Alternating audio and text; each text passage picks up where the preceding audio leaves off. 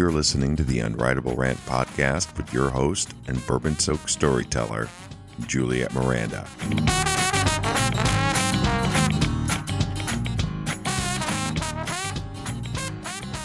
Hey there, y'all. It's Juliette Miranda, and this is episode 129 of the Unwritable Rant podcast. Today's episode is brought to you by Studio, a lifestyle brand that makes premium headphones with studio-quality sound and classic Scandinavian design. Their headphones and earbuds are the perfect combination of style and tech. Just go to studio.com to check out their entire collection of products. That's SUDIO.com. And if you see something you like, make sure you use the code RANT during checkout and you'll get 15% off your purchase. So I have two bourbon-soaked stories for y'all today about getting fired from hell and disrupting a legend. But first, I need a little bourbon. I'm filling up my glass with Last Feather Rye whiskey from Journeyman Distillery. Cheers, y'all. And my guy and I are returning from another trip to Michigan. And every time we go to Michigan, we always make a point to visit the Journeyman Distillery. This is a really cool place, and they do it all there. They distill, they bottle, they label, and they package all of their booze. And they run a full-service bar and restaurant where they make some of the best pork cracklins on the planet. But as far as booze goes, Journeyman makes it all. They make vodka, they make gin, they make bourbon, but their Last Feather Rye whiskey is my favorite. It's completely organic, and although I don't know the exact mash bill, I do know that it's obviously high rye, wheat, and barley. Now, this is definitely a young whiskey, and it's a little on the light side, which is kind of the case in a lot of these small sort of craft distilleries. But their rye whiskey has a really nice, sweet flavor. It reminds me a little bit of Bananas Foster. It's sweet and toasty, and it's got that black pepper kick at the end. And when we were there, they made me a wonderful riff on a hot toddy that had hot apple cider, lemon juice, and their rye, and it was the perfect way to showcase this whiskey. I am amazed at how many times I have to say this, but social media baffles me. It does. Because for whatever reason, it just gives people this delusional courage to reach out to someone that they really should know better than to speak to at all. I mean, we've all had this happen to us. I know this, and I'm not unique, but the other day, I had a former boss reach out to me, and he was looking for a job reference. I'm looking at this request, and I am just baffled. I don't even know what in the world made him think it was okay to send me this. Because honestly, the only thing I would refer this guy to is a rabid honey badger. You see, while I have been laid off from dozens of jobs and I have quit just as many, his was the one and only job that I was ever fired from. This was another one of my weird and kind of one-off jobs back in my Los Angeles days. You know, back when I would take any gig just for the paycheck and the illusion of fulfilling my ill-conceived dreams. Looking back now, and I wish I had a shot for every single time I've said this, it would really be easy for me to say that I should have known better than to take this job. Especially when my potential boss actually thanked me for wearing a skirt to the interview. I mean, if that isn't a flaming red flag of sleaziness, I don't know what would be. But here's the thing. In situations like this, you don't always know better when you're in the moment. You're too consumed with whatever it is that you're feeling to step far enough back to have perspective. So for me, I saw an office in the better part of Hollywood, and I saw opportunity to work and build contacts in the entertainment industry, and that's why I accepted the job offer. And really, what job is perfect, right? Now, this company mostly handled public relations for mid-level celebrities. The boss also offered occasionally shady and very unnecessary management deals to wannabe models and actresses. My technical job title, the one that I was hired for, was account manager. But my actual title was slave to the king of hell. And that was made crystal clear to me on my very first day. I walked into the office, and it's my first day, so I'm feeling excited and pumped and really kind of looking forward to getting to know everybody and get into my job. But I'll tell you, that excitement was completely replaced by terror. I was expecting to be greeted by the perky little receptionist who had been there 2 days before. But who really greeted me was my new boss, who was ransacking the receptionist's desk. He had completely tipped this thing over, pulled drawers out of their rails, and he was about to dismantle the desk chair when he catches sight of me standing there in the doorway. And then he says, "Hey, you, new girl, get over here." He snaps his fingers a couple of times, and I scurry right toward the desk, where he dumps 10 pounds of loose papers and folders into my arms, and then tells me to go through them all and look for anything suspicious. My inclination is to ask him for a little bit more direction. Maybe an understanding of exactly what kind of suspicious I was looking for. But all I got was a flurry of insults and the order to bring him a bottle of Pellegrino. I quickly learned that day that Pellegrino was one of 2 things that my boss drank. The other was Grey Goose vodka. Sometimes he got creative and drank them together. But it would turn out that learning quickly and learning on the fly was absolutely crucial for this job. You know how in movies like Devil Wears Prada, you've got the poor, hassled office girl, but there's always someone who will take pity on her? That one person who becomes her ally, who shows her the ropes and brings her consolation shoes. At this pit of despair, there was no pity. I had 0 allies. It was everyone for themselves. And I mean that. It was so bad that it was at least a week before I figured out where the key for the office bathroom was kept. Oh yeah, they locked the office bathroom. To that point, I had been peeing on the run. The receptionist had been fired for what I generally understood to be treason. So I absorbed the lovely pleasure of a lot of her duties, including running around town and picking up the general whims of my boss. I only discovered he kept the bathroom key in his office, like some sort of power-happy kindergarten teacher, when I was putting away his dry cleaning. There in his sprawling office closet, hidden behind a line of perfectly pressed dress shirts, was a large pegboard. And it had keys for everything in the office. The kitchen cabinets, the supply closet, the bathroom, and even my desk drawer. I quickly snagged that bathroom key and had a copy made before my boss returned. It was little tricks like that kind of helped me survive the rule of the most sadistically controlling jackass boss I have ever known. Everything came with a rule or a condition in that place. Phone calls had to be answered precisely after the first ring. We could only write with black ballpoint pen, and God forbid the man see a pencil anywhere. Food was not allowed at desks, which pretty much meant that we were all vaguely starved, since no one was allowed to take a break unless it was pre-approved. An appearance was everything. This guy had more clothing rules than the mean girls. No distracting patterns, no sneakers.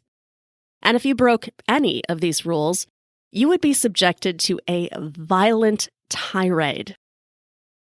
It was especially bad for me since I spent so much time at this guy's beck and call. I even had to learn how to do the bunny dip so I could serve him and his clients. Have you seen the bunny dip? It's kind of this yoga-like maneuver, kind of part back bend, part sticking your boobs up in the air. And it may have looked sexy at the Playboy clubs, but it wasn't entirely practical for a chick who's serving coffee. But the worst part of it all wasn't the rules. Rules you can get used to over time. The worst was his complete irrational paranoia. And this, I discovered, is what kept everyone in the office from talking to each other. They weren't abject jerks like I had originally thought. They were just beaten into simpering submission. And I got it. I did, because there was no logic to the boss's attacks. If you paused too long at the printer next to someone, he would pop out from behind a door and accuse you of conspiring to steal his clients. Sometimes he would fire you right on the spot for it. Or if you were really unlucky, he would slap you with working punishment, like cleaning the skin flakes from between his keyboard keys. So everyone just kept quiet and did their jobs. And so did I, mostly. I played by the rules and I perfected my bunny dip while I was in the office. It was outside the office where I was somewhat more mutinous.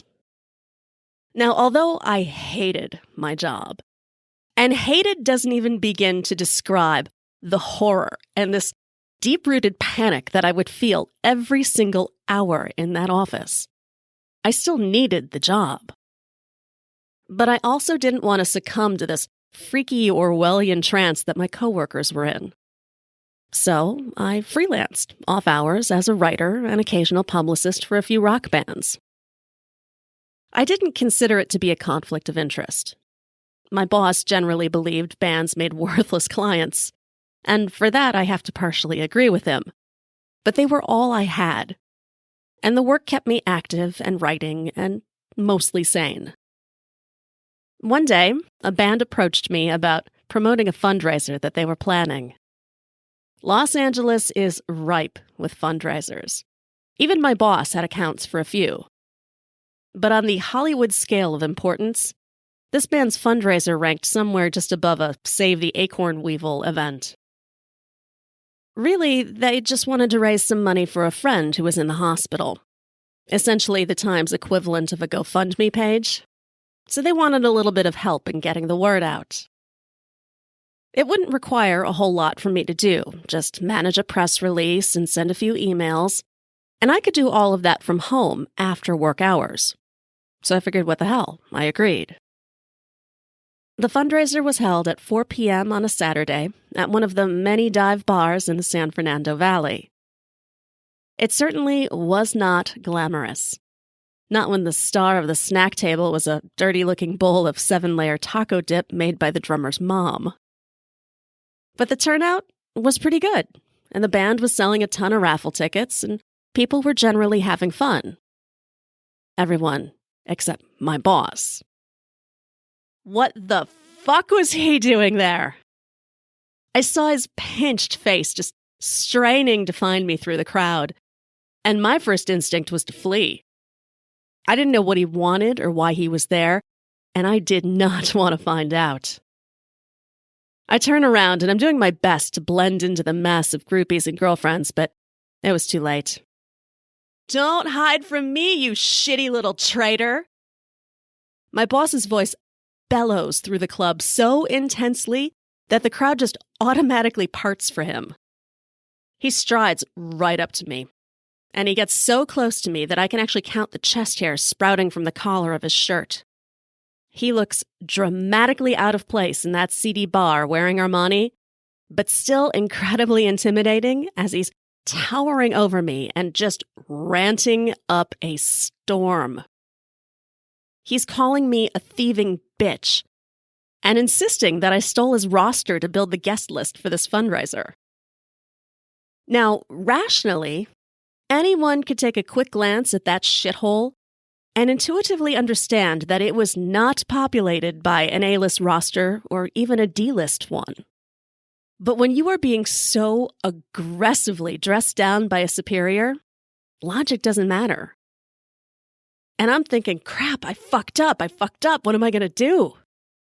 And the room is so impressed by this guy's thorough attacks and insults that they're probably thinking I'm guilty too. And he just keeps laying into me. He's saying, you were a traitor from the start. You were just using me and my business to go off on your own and steal everything that's mine. And then he drops the bomb. He says, I knew it all along. I've been following you for weeks. I knew I'd catch you eventually. Wait, what? He's been following me? I can't even process that. Because now this maniac is really on a tear. He's screaming, "You're fired! You're so fucking fired! And I'm going to tell everyone in town what you are. You will never get another job after I'm done with you." Well, that really gets everyone's attention. Now the whole room is just staring at me, the alleged unemployed traitor. Well, fuck. Now here is the one moment where I was actually able to have a little bit of perspective. And I'm looking around and I'm listening to this guy rant and I'm staring at people who are staring at me and thinking that I'm some sort of traitorous maniac. And it dawns on me that it doesn't matter who's right in this situation. It really doesn't. Crowds do not care about the truth. They just want to see what's going to happen next. I didn't really know if my boss could or would trash my name around town, but I knew that I wasn't going to really get anywhere by trying to defend myself. What I did know was that I wanted to be able to walk out of that room without my tail between my legs. I just didn't quite know how to do that.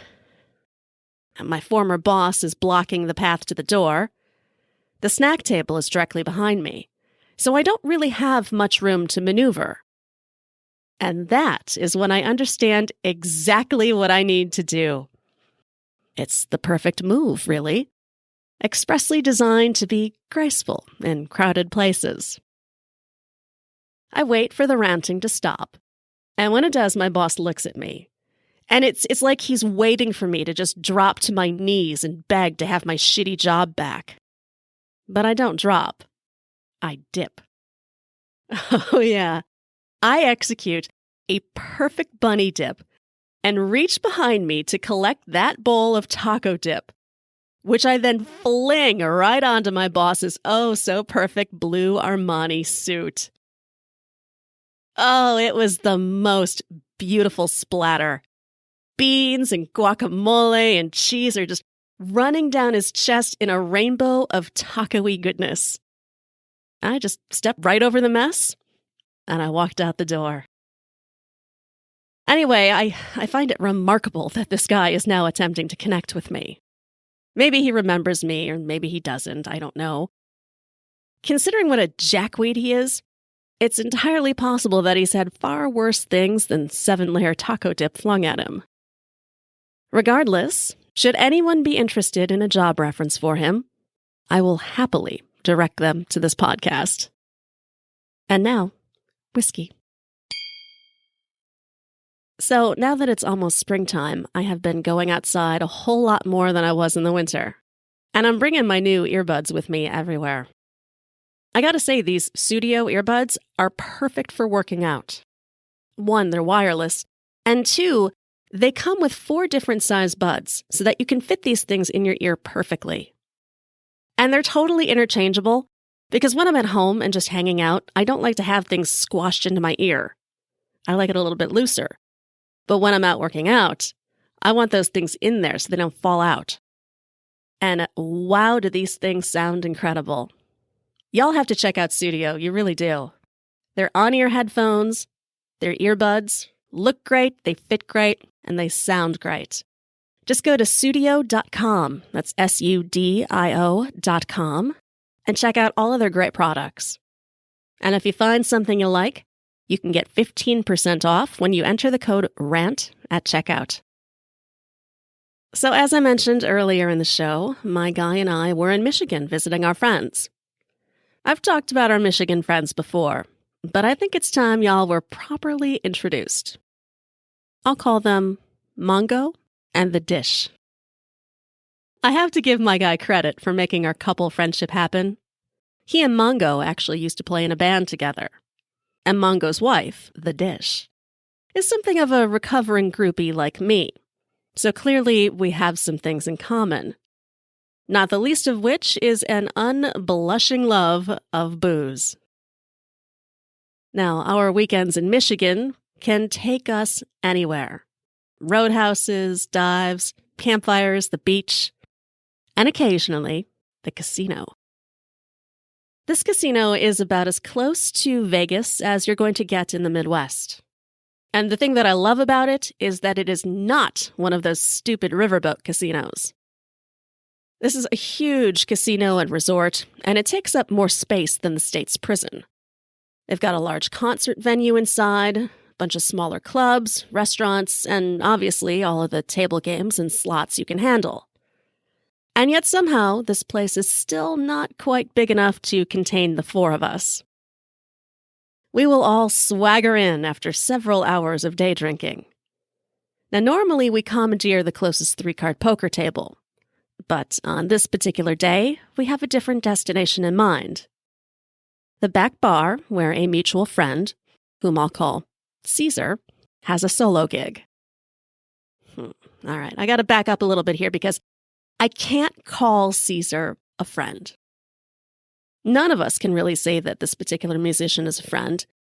Caesar's more of a guy that we've met a couple of times after his shows, who only sort of remembers us, and mostly in a PTSD kind of way.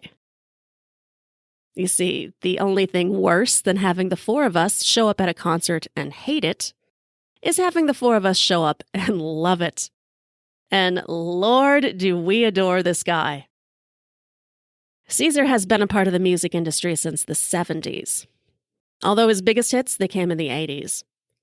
He's really a lot like Paul Williams. You know, he's a guy that you might not necessarily know, but whose songs will still be playing 100 years from now.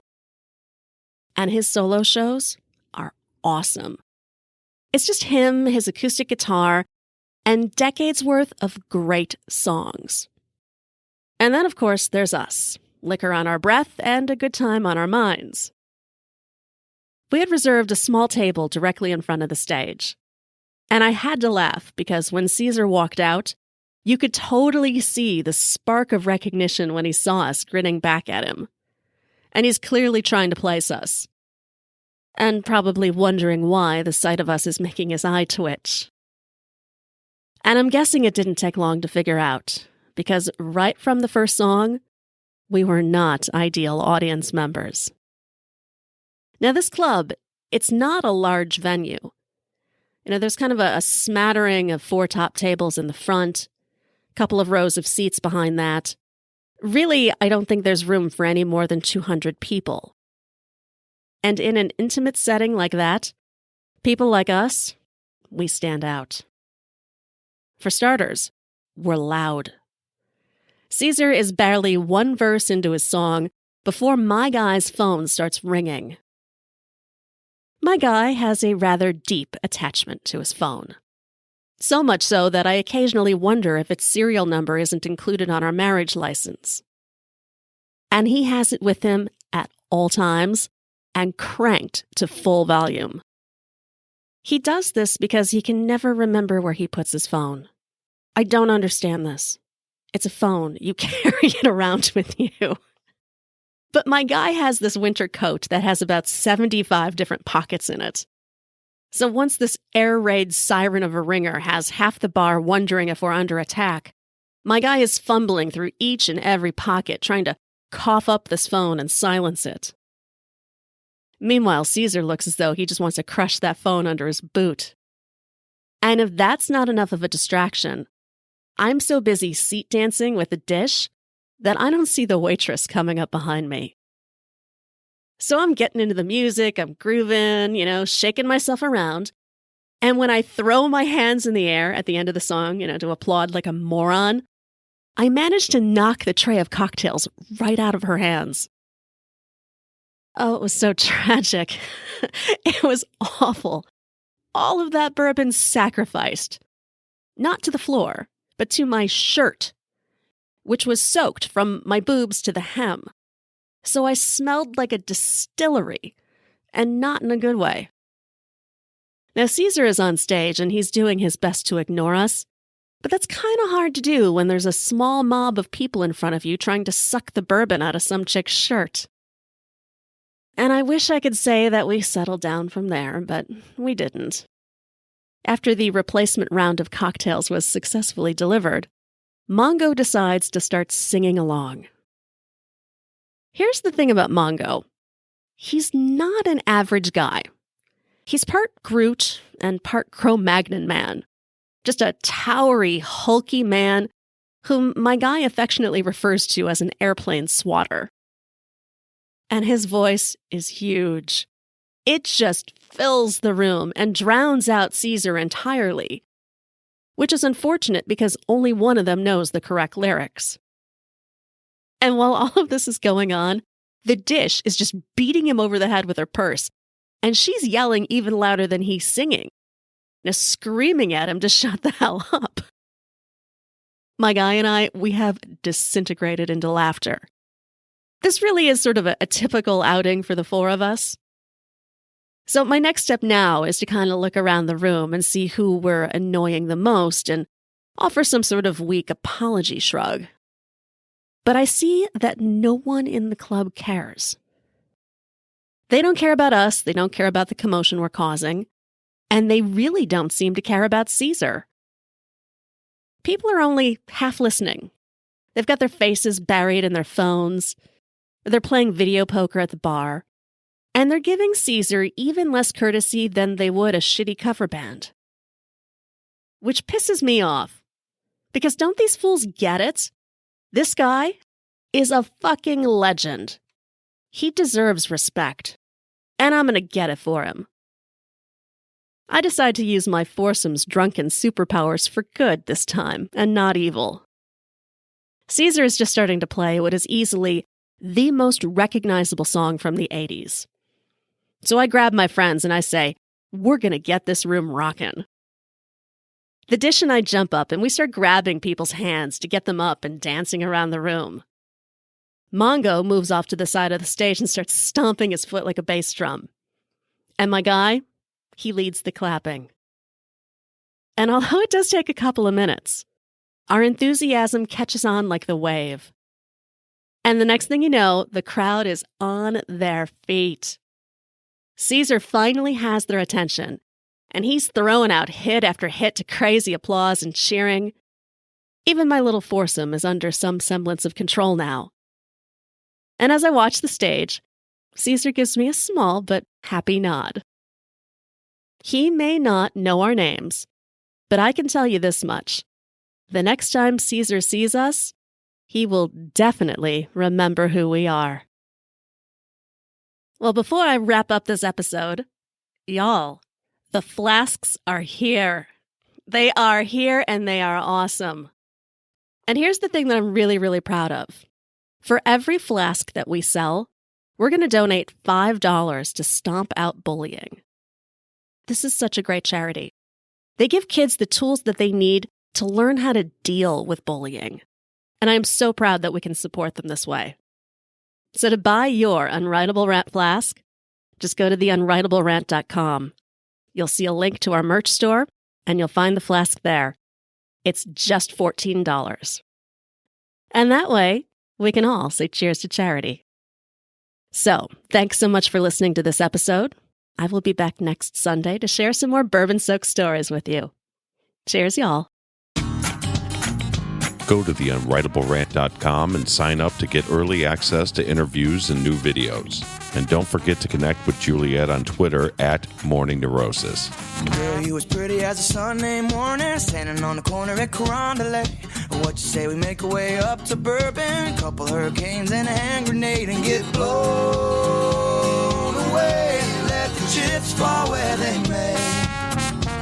If it's all the same, what you say, bon ton, hey, pretty mama, I can smell the gumbo. Sweetest taste of honeysuckle on my lips. Good God Almighty, I can hear the trombone. Every heart ought to beat to a rhythm like this. Come a little closer, honey, let me hold you. Nothing tastes better than a bourbon kiss. You can be the flower on my magnolia. Every heart ought to beat to a rhythm like this.